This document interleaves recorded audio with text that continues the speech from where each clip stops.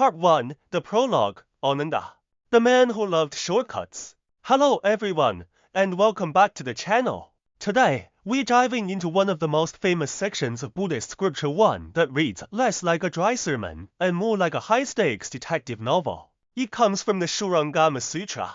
For many, the mention of sutras conjures up images of headache-inducing, dusty dogmas. But if you actually lean in, you'll find that the first volume of the Shurangama Sutra is essentially a high IQ logical battle. The protagonists, the Buddha and his cousin, Ananda, the man known as foremost in hearing.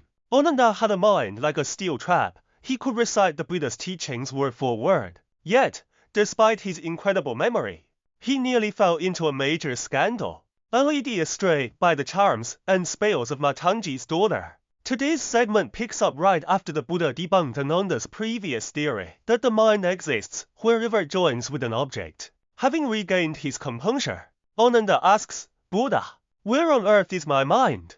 Ananda is clever. He thinks, if the Buddha said before that the mind isn't inside and isn't outside, then it's simple geometry. If it's not at either end, it must be in the middle. That is our theme today. Why can we never seem to find the true mind? And why is our spiritual practice so often just cooking sand and expecting rice? Part 2, the debate of the midpoint. Is the mind in between?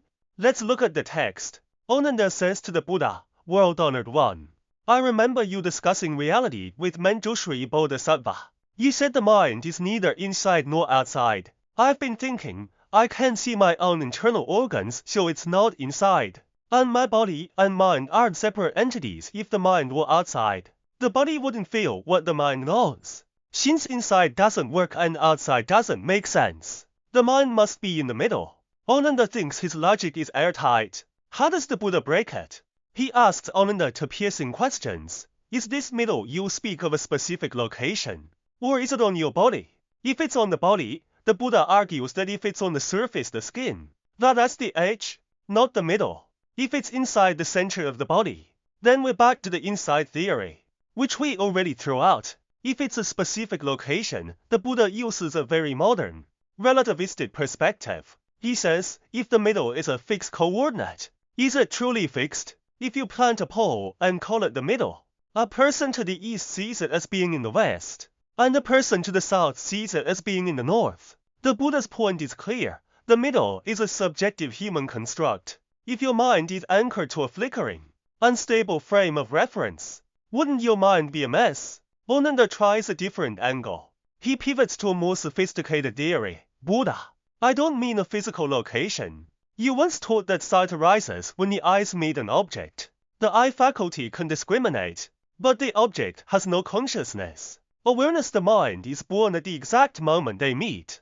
That intersection is the middle. This sounds very advanced, almost like modern psychology's perceptual process. But the Buddha's rebuttal leaves Ananda speechless. He asks, Ananda, does this mind of yours encompass both the eye and the object, or neither? If it encompasses both, then your mind, your eyes, and the table you're looking at are all mashed into one blurry heap. Matter is matter, mind is mind. How can unconscious matter and conscious mind be the same thing?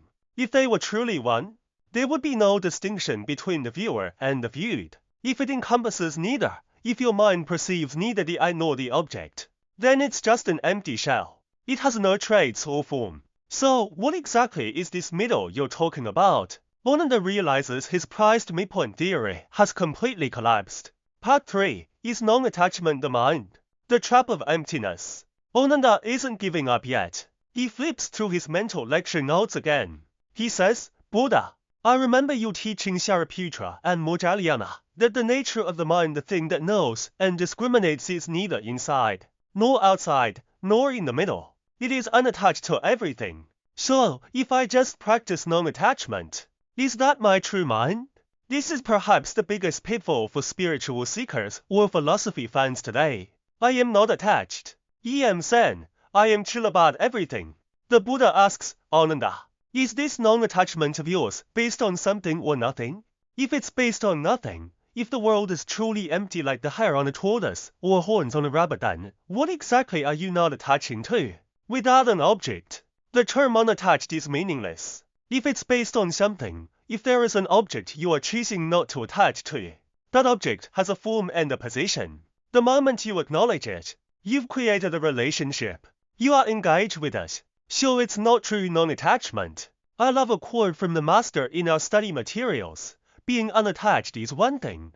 Actually seeing the truth is another. The Buddha wants Ananda to realize it's not about a state, the state of being unattached, but rather the innate ability that knows what is attached and what isn't. Ananda's problem is that he is always thinking and deducing. As the master says, thinking has nothing to do with enlightenment. Thinking is just memory, the shadows of the past, the projection of your senses. Enlightenment is the screen itself that allows those projections to appear. Ananda finally starts to break down. He realizes his past knowledge is just blind guessing in the face of the Buddha's wisdom. Part 4. Honest Seeking. Ananda's character growth. In this moment, Ananda finally gets real. He stands up, bared his right shoulder, kneels, and says something deeply moving. I am your youngest brother. Buddha, I've always relied on your affection. Although I left home to follow you, I only pursued much learning memorizing things. I never attained outflowless wisdom true liberation. That's why I was fooled by a low-level spell. It's because I don't know where the true reality actually is. Please, Buddha, have mercy and show us the path to shamatha, true stillness. This is a vital lesson. The master calls Ananda's previous attitude a devious mind. Ananda used to think he knew something, using his knowledge as a shield. Isn't that like us? When someone points out our flaws, our first instinct is to make excuses and use logic to justify ourselves. The Buddha tells Ananda, a straight mind is the place of practice. If you don't know, admit it. Only when you are honest can the truth flow into your heart. Part 5. True Roots. Are you cooking rice or sand? The moment Ananda admits his mistake, the Buddha drops the big one. The Sutra describes light radiating from the Buddha's face like 1,000 suns, the earth trembling, and the 10 directions merging into one. The Buddha tells Ananda, the reason beings fail in their practice or end up as demons, or just get stuck halfway is because they don't know the two roots. It's like trying to cook a meal, but using sand instead of rice. You can cook that sand for 10,000 years. It will only ever be hot sand. It will never become rice. What are these two roots? Listen closely. This is the eye of the entire sutra. The root of beginningless birth and death. This is what you and I use every day, the clinging mind. Your mind follows external things. You see good food.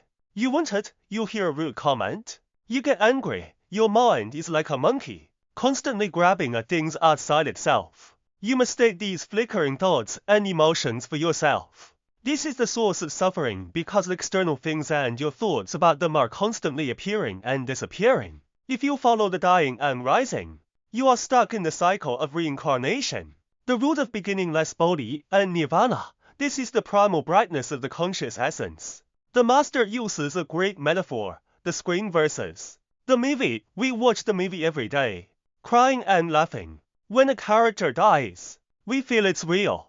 But the screen itself never moves, never dies, and never changes. This screen can display mountains, rivers, and people. It is empty in itself, but it possesses a spiritual light and awareness. The Buddha says the tragedy of sentient beings is this: they neglect this basic brightness. Though they use it all day long, they are unaware of it, and so they needlessly enter the cycles of suffering. We use this awareness every second we see, we hear, we feel. But we are so obsessed with the images that we forget the ability to see. We toil for fame and fortune, never looking back at the unborn and undying rate. Part 6. Conclusion. Where do we go from here? By now, you might realize the Shurangama Sutra isn't playing word games. The Buddha is helping us peel the onion. Ananda guessed 7 locations for the mind, and all were wrong. Why? Because he was looking for an object, something that can be defined or observed. But the true mind isn't a thing you find. It is your innate nature that does the finding. The master concludes perfectly. What is birth and death? That which begins and ends. What is the unborn? That empty, spiritual nature that displays everything, but doesn't vanish when the show is over. If our lives are spent chasing fleeting pleasures and fleeing fleeting pains, we are just cooking sand. If we want true liberation, we must learn to turn back from the noisy thoughts, the clinging mind, and recognize the screen that is always pure and always aware. Ananda has heard the two roads, but he hasn't quite made the turn yet. What master move will the Buddha use next to guide him toward the unborn nature? We'll follow the trail of the mind in the next episode. Finally, think about this. At this very moment, you are hearing my voice. The sound will disappear. It is born and dies. But your ability to hear, has that disappeared? Thanks for listening. I'll see you next time.